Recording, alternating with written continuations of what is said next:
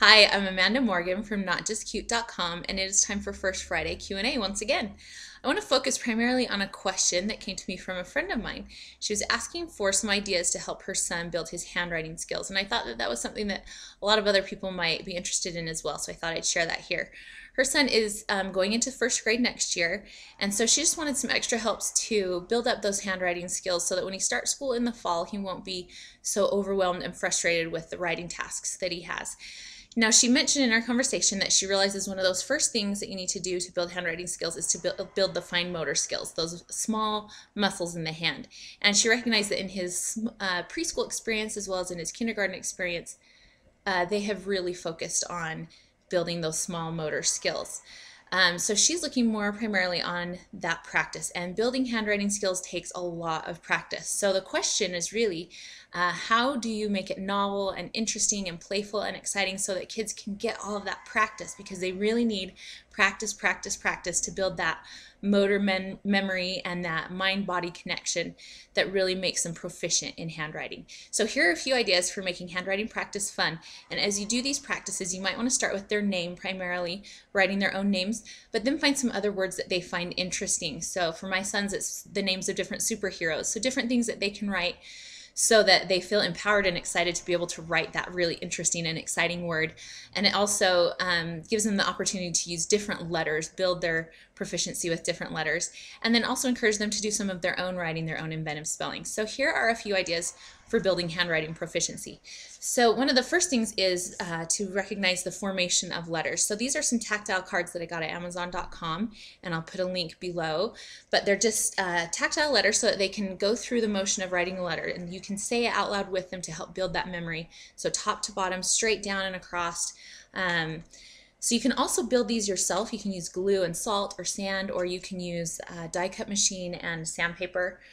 So if you want to build your own, or you can order your own, but getting that tactile input while you talk and go through the motion of building the letter is a great way to get that practice. Now, some other things you want to pay attention to is their pencil grasp. And I'll have some links below to check on their pencil grasp. But you can tell, I mean, if you're holding a pencil at the top or with a fist, it's going to be a harder task. So you want to make sure you're paying attention to their pencil grasp, make sure that they're proficient in that, so that it requires less effort and work from their hand muscles to do that writing task. So make sure they have the right pencil grasp. And then here are some activities that you might want to do with writing. Now, first of all, you just want to change up their writing materials, their surfaces. So an easy way to do that, you can get a chalkboard. I just got this one at the dollar store for $1. You can get the Magna Doodles. Whiteboards are a really popular way to do writing, and you can purchase a whiteboard or you can create a whiteboard surface.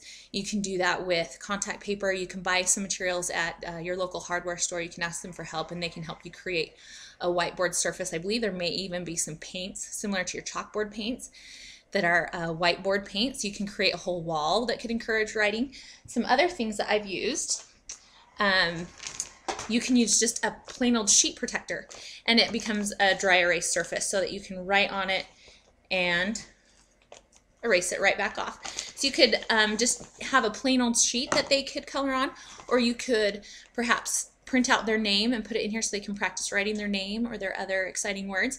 You can create a whole book if they're into that, where they can do some writing practice by just putting some sheets into a sheet protector. You can also use a picture frame.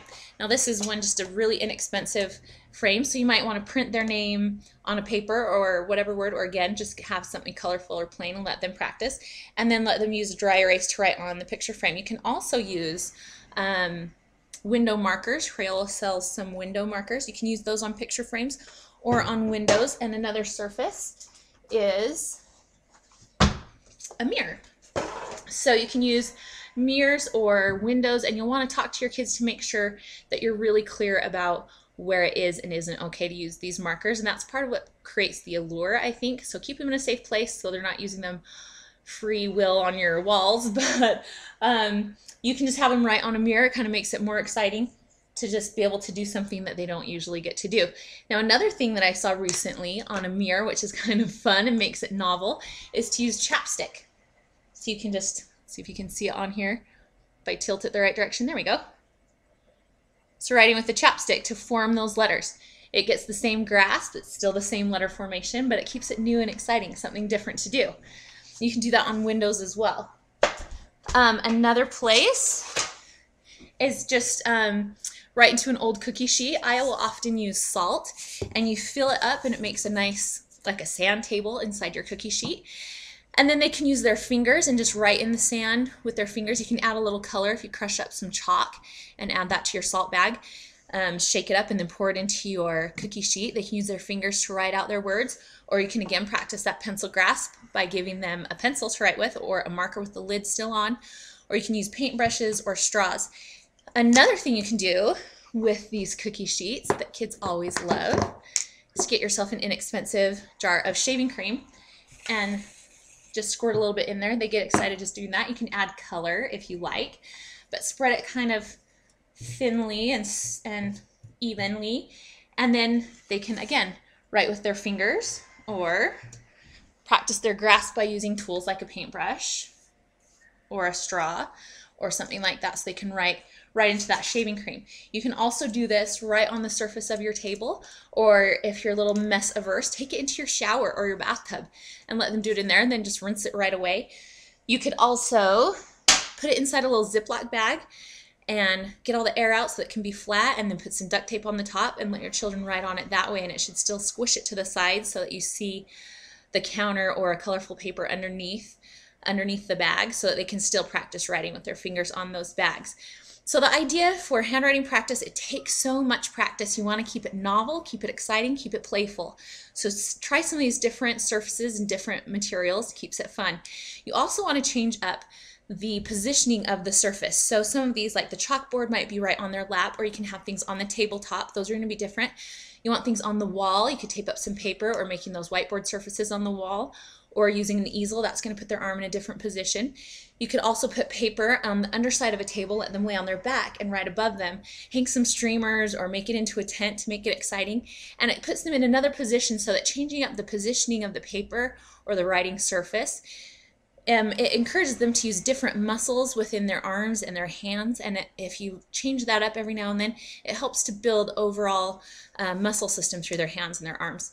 So you can get the whole package if you've got a big, huge cardboard box, like from an appliance or something, and just send them in there with a box of markers and have them just go crazy graffiti on the ceilings, on the walls, on the floor, and it's going to change the position of their arm, and it's going to encourage them to do some great writing and to experience a lot of different ways to write.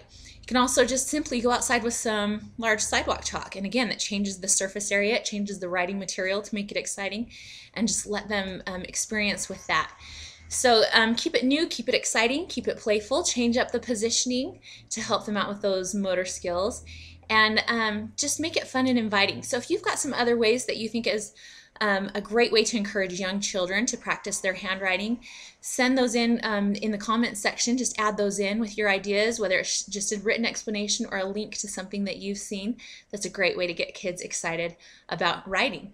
Now, my last question I want to also open up to you. I had someone write in and ask about reading materials and reading activities for older children. She says that she's found a lot of great literacy activities here at Not Just Cute, but she's also interested in finding things for children beyond the preschool level. So I'll put some links down there of some resources that I'm aware of, but if you know about some literacy and reading materials and resources that are for children above that preschool kindergarten level, I would love for you to share those here for our readers that are working with children in those older years as well. So thank you for joining me here for First Friday Q&A. Again, if you have questions that you'd like answered, send those to questions@notjustcute.com, and I'd love to do my part in answering them and hearing your ideas as well. Thanks again for joining me, and I'll see you here again next month. I'm Amanda Morgan from notjustcute.com.